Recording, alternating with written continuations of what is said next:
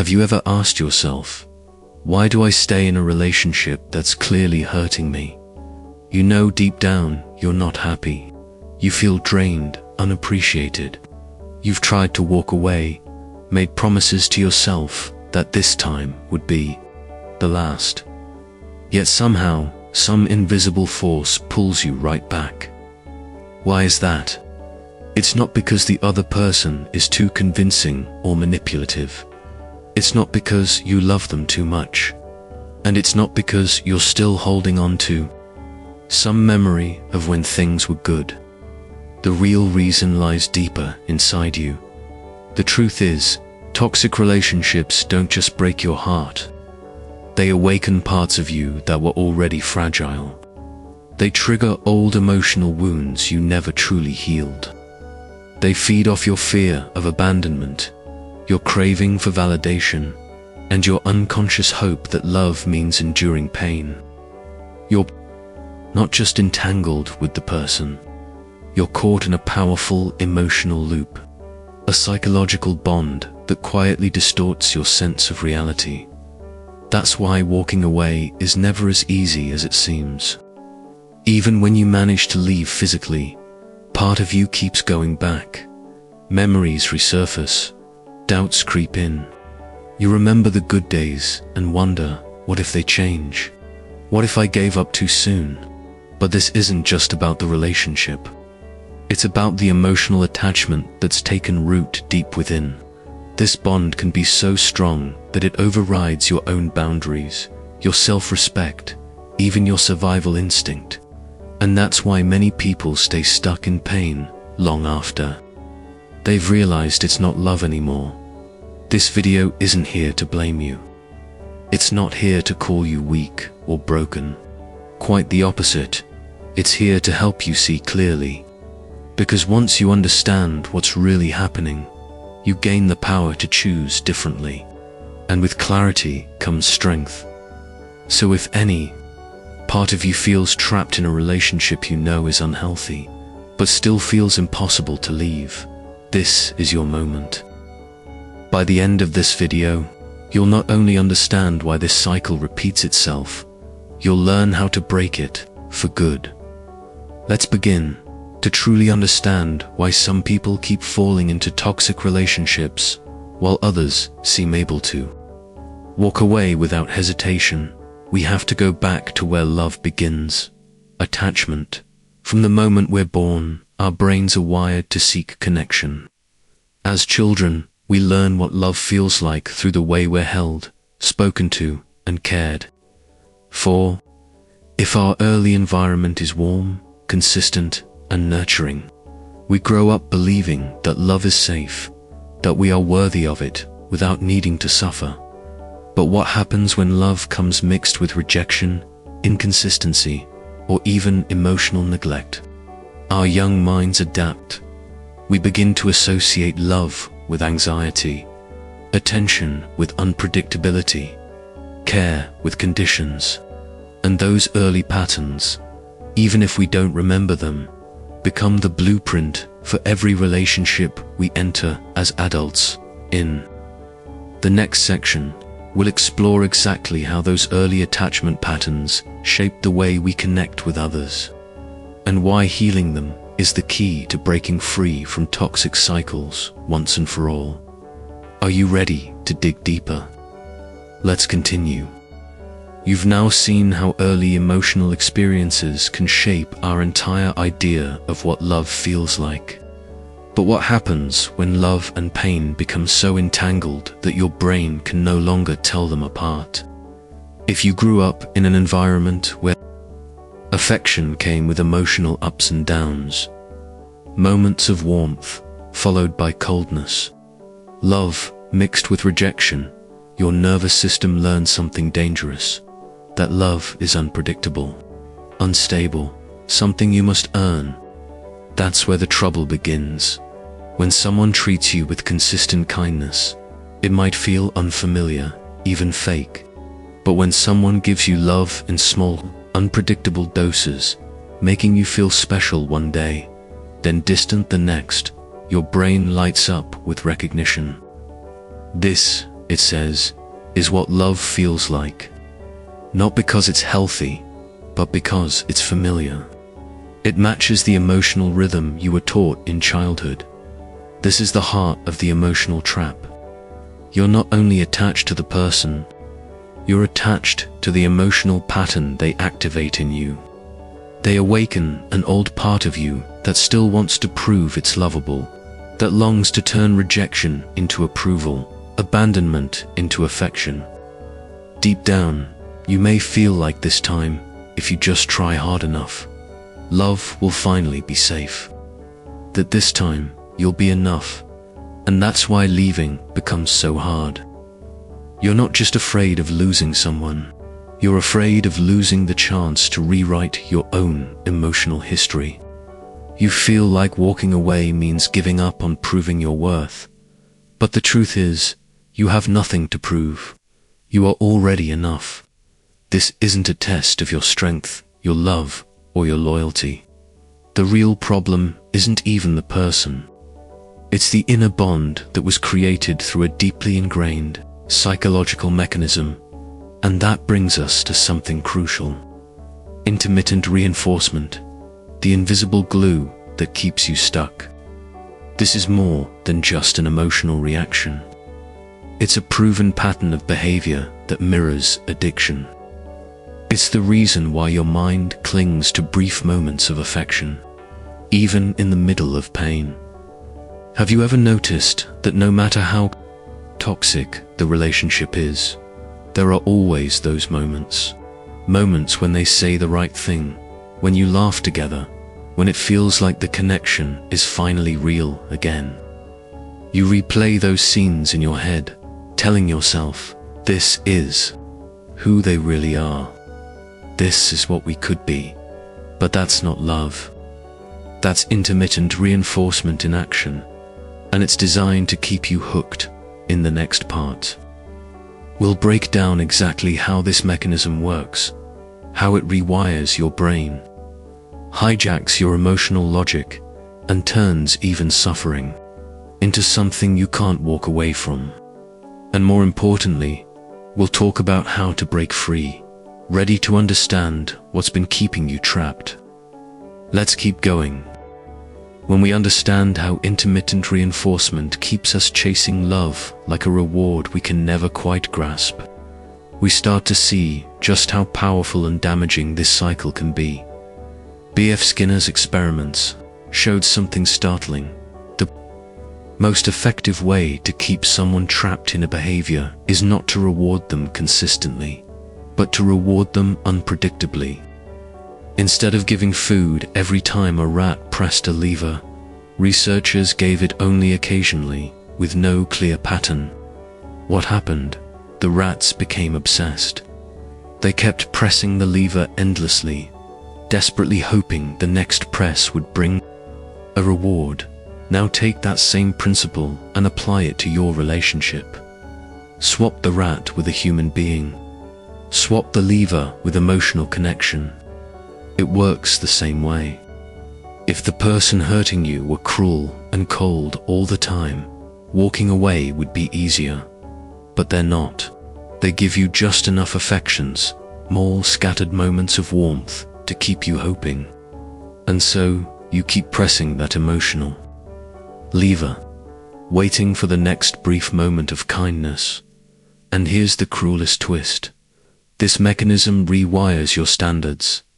At first you demanded love, respect, and commitment. But after so many emotional highs and lows, you start to lower your expectations. You begin to accept crumbs, convincing yourself that if you're just patient enough, understanding enough, maybe things will return to how they were in the beginning. But that's the trap. It was never about love. It was about control. Whether they know it or not, the toxic person has figured out that they don't need to be consistently kind.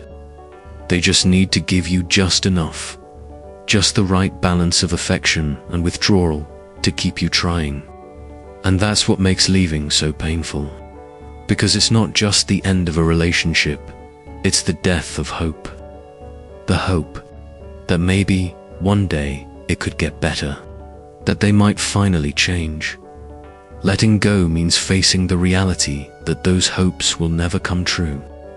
It's painful, yes, but absolutely necessary, because the longer you stay in this emotional game, the more you lose yourself. You begin to forget what real love looks like. You stop believing in what you truly deserve. And over time, you start to accept less, expect less, be less. The most dangerous part: the other person might still convince you that everything is your fault, that you're being dramatic, that you're imagining things. If you've ever sat alone wondering, am I going crazy? Is it really that bad? Maybe it's just me.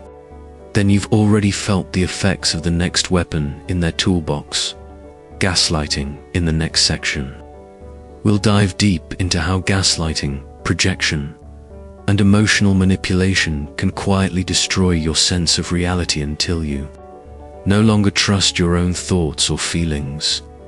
Let's uncover how these tactics work, and more importantly, how to defend yourself from them. When gaslighting distorts your reality and projection shifts the blame onto you, the damage doesn't stop there. It goes deeper into your core fears and insecurities. It begins subtly. You sense something is off, a contradiction in their story, a moment of coldness, a lie that doesn't quite sit right. You gather the courage to speak up, to question what you've seen or felt. But instead of honesty or accountability, you're met with something entirely different: a reversal. They accuse you of overreacting. They say you're imagining things, being paranoid, always creating drama. Phrases like, "You always misunderstand everything," "Wow, you're so sensitive," or "That never happened," slowly become the soundtrack of your relationship. At first, you stand firm, but over time, doubt creeps in. You start replaying conversations in your head, second-guessing what you heard. You look for evidence to prove what you experienced, but the more you confront, the more reality slips through your fingers. The confusion thickens. What once felt obvious now feels uncertain. Your trust in yourself begins to erode, and slowly, almost imperceptibly, you begin to lean on them to tell you what's real and what's not. This is the dark art of gaslighting, a calculated distortion of your perception meant to weaken your grip on reality. But it's not the only weapon in a toxic person's arsenal. Projection is another, just as powerful. When someone refuses to face their own flaws, they project them onto you. If they lie, they accuse you of dishonesty. If they cheat, they claim you're the one being unfaithful. If they lash out in anger, they say it's because you provoked them. And the cruelest twist: after hearing these accusations again and again, you begin to believe them. You start carrying guilt that was never yours, apologizing for things you never did. What's the purpose of all this manipulation? It's simple: control. When you're emotionally confused and exhausted, you're easier to manage. When your self-esteem is shattered, even the smallest act of kindness feels like a gift. When your perception is so distorted that you no longer trust yourself, you start relying completely on the other person. And that brings us to a deeper question: why do you stay? If it's this clear that the relationship is harming you, why does walking away still feel impossible? The answer lies in two deeply rooted forces: the fear of loneliness and the belief that love can change someone. Have you ever thought, what if I never find anyone else? What if no one else ever loves me? Have you caught yourself thinking, if I just try a little harder, if I'm more patient, maybe they'll change? If so, you're not alone. These are some of the most powerful chains holding people in toxic relationships: the fear of being alone, and the illusion that, somehow, Love will be enough to transform someone who keeps hurting you. The fear of loneliness is not irrational. It's baked into our psychology from the time we're children. We're taught that being alone is something to be feared, that love from another person is the ultimate validation of our worth. And society only reinforces this idea. Movies, songs, social media, they all echo the same message. Being single is failure, and being loved means you've succeeded. But what happens when we combine this fear with the emotional confusion we've already seen? In the next chapter, we'll explore how these two forces, the fear of being alone and the fantasy of change, can lock you in place, and what it truly takes to break free and start healing. You've seen how the fear of loneliness and the illusion of change can keep you trapped in a cycle of pain. But what if that fear isn't truly about being alone? What you're experiencing might not be fear in its purest form. It could actually be something else: emotional withdrawal. When you're in a toxic relationship, especially one that's chipped away at your self-esteem, your mind and body become conditioned. You're led to believe that no one else will ever understand you, like this person does, that no one else will accept your flaws or love you in quite the same way. Slowly, this belief seeps in and becomes a dangerous form of dependency. You start to convince yourself that leaving would be a mistake. You tell yourself that it's safer to endure the pain you already know than to risk facing the unknown, because what if you end up alone? But here's the truth. What you're holding on to isn't love, it's hope. Hope that the person they were in the beginning will somehow return. Hope that the good moments weren't just glimpses, but a reality you can get back to. You cling to that version of them, the one who smiled at you with warmth, who made you feel seen, even if only briefly. And so you begin to rationalize the bad days. You write them off as temporary. You hold on to empty promises and apologies, all while the reality of their actions tells a different story. This isn't love. It's the illusion of change, and that illusion is powerful. But real change doesn't happen because you love someone enough. It doesn't come from sacrificing yourself endlessly or being endlessly patient. Change only happens when the person themselves takes ownership of the problem, when they recognize it, admit it, and have a sincere desire to grow. And ask yourself honestly, how many times have they said they would change? How many excuses have you heard? How many times have you hoped this time it will be different? If nothing ever changes, it's because the relationship was never meant to. And accepting that truth can feel like tearing your heart out. It hurts deeply, because it means giving up the hope you've clung to. It means staring into the emptiness left behind by something that consumed so much of your time, energy, and love. It means facing the fact that you've invested yourself into something that was never going to give back.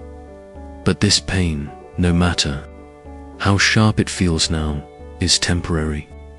The pain of staying, of continuing in a relationship that chips away at who you are, that's the pain that lasts. That's the pain that buries you over time. Still, leaving isn't just about walking away. If it were that easy, you would have done it by now. Truly, leaving a toxic relationship requires more than physical distance. It demands that you break the emotional bond, that you unlearn what you've been conditioned to believe, and that you rebuild the version of yourself that existed before the damage. It's a journey, one that requires emotional detox, mental reprogramming, and a commitment to rediscover who you really are without them. And that's exactly where we're headed. Next, in the upcoming chapter, we'll talk about how to break the cycle once and for all, and what it takes to begin your emotional detox. Because even if your mind knows this relationship is destroying you, there's often still a part of you that hesitates. Even when the pain feels unbearable, there's a voice whispering, "What if I'm wrong? What if I never find something like this again?" So let's explore why that voice is there and how to finally quiet it for good. Letting go is never easy, especially when your mind has been trained to associate that person with love, validation, and even your very sense of self.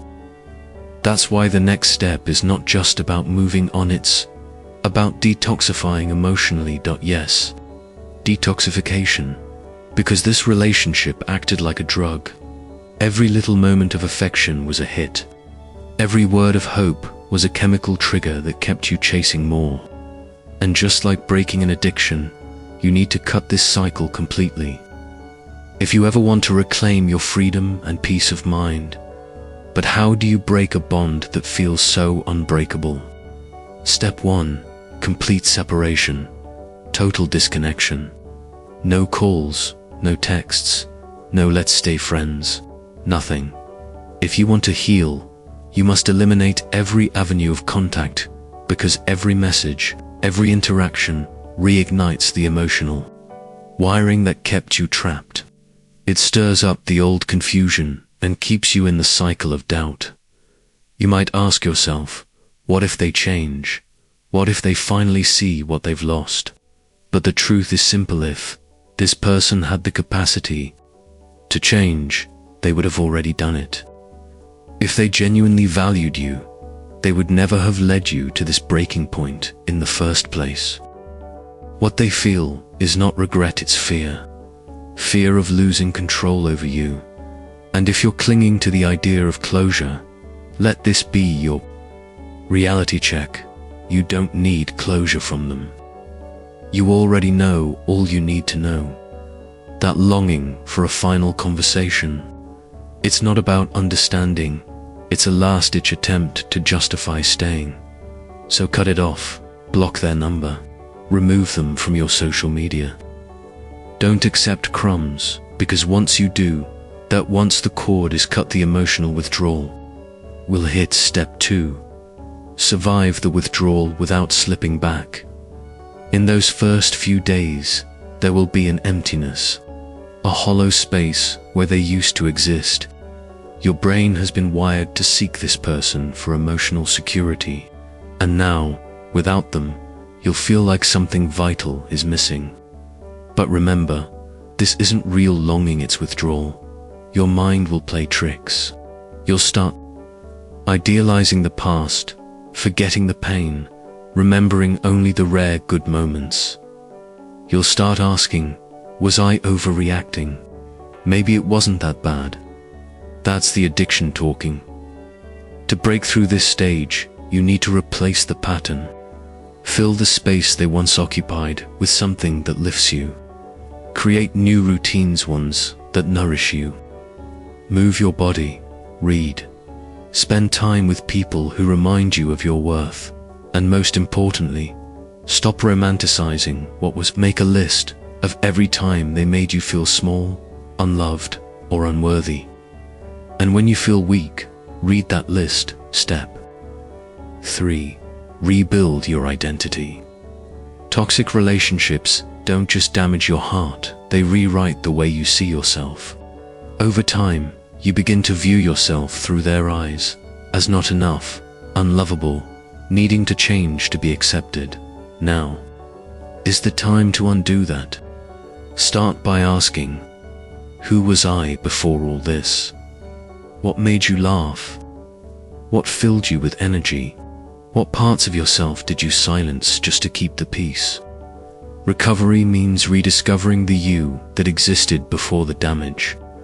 It means reclaiming your voice, your joy, your autonomy, because you were never broken. You were just buried. And as we move into the next chapter, we'll explore exactly how to reconnect with that version of you, how to rebuild not just your confidence, but your inner compass. So ask yourself, are you ready to meet the real you again? You've just begun to rediscover yourself, and that's where real healing begins. The idea that you need someone else to complete you, to make you whole, was planted deep by a society that profits off your insecurity. But the truth is, the only love that can truly heal youth, the one that really matters, is the love you give to yourself. And that's what we need to talk about now. Because leaving a toxic relationship isn't the end of the road.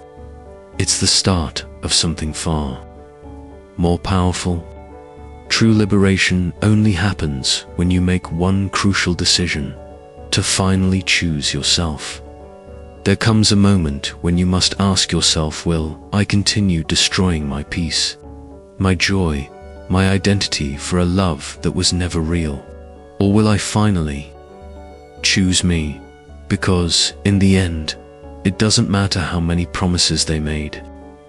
It doesn't matter how many times they said they'd change, or how sincere they seemed in their regrets. What truly matters is what you are willing to accept for your life. And maybe right now, you still hear that small, persistent voice whispering doubts. What if I'm wrong? What if I never find someone else? What if I gave up too soon? That voice isn't really yours. It's a voice that was carefully shaped over time, built by every breadcrumb of affection you were conditioned to accept, strengthened by every cycle of manipulation that chipped away at your self-worth, echoed every time you pushed your needs aside just to please someone who never truly saw your value. But now you know. Now you see. And here's the truth, spoken plainly: no one is coming to rescue you. There's no magical answer waiting in the shadows. No sign from the universe will appear to set you free. The only path forward is the one you choose for yourself. Either you break this cycle now, or you stay in it until it breaks you completely, because that's the silent ending of so many toxic relationships. Emotional burnout so deep that you no longer recognize yourself. You lose your voice, your dreams fade. You forget what you love, what excites you, what makes you you. You become a background character in someone else's story. And when that realization hits, it may already feel too late. So don't wait. Stop. Choose to leave. Choose to rebuild. Choose you. Don't mistake this for an easy path. It won't be. The early days will be hard. You'll miss them. You'll doubt yourself. There will be moments where going back feels like the only way to stop the ache. But slowly, something beautiful will begin to happen. The fog will lift. Your thoughts will sharpen. You'll see that what you called love was only control. And one day, you'll wake up. And without even realizing, it will be free. But to reach that moment, you need to take the first step. And that step is a choice. A choice you make today. Now, I want to hear from you. What part of this message touched you the most? What shifted something in you? Share it in the comments, because your voice might help someone else see what they haven't yet been able to. And whatever you do, keep watching. The next video is not just a continuation. It's a key piece of your healing. You've come this far. Don't stop now.